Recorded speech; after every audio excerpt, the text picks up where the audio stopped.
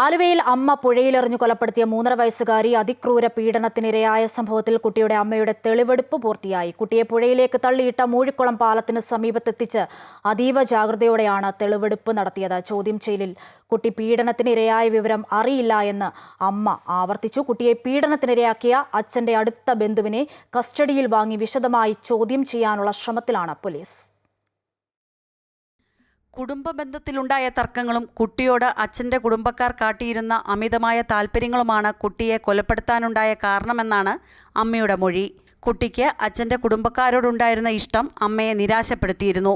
കുട്ടി തൻ്റെ അടുത്ത് നിന്ന് അകന്നു പോകുമെന്ന് ഭയപ്പെട്ടിരുന്നതായും അമ്മ പറയുന്നു.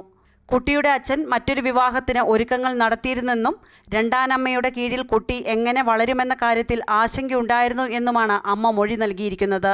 എന്നാൽ ഇക്കാര്യങ്ങൾ പോലീസ് പൂർണ്ണമായും വിശ്വസിച്ചിട്ടില്ല. കുട്ടിയുടെ അമ്മയ്ക്ക് മാനസിക പ്രശ്നങ്ങൾ ഉണ്ടായിരുന്നു എന്ന കുടുംബത്തിൻ്റെ വാദം പോലീസ് തള്ളി.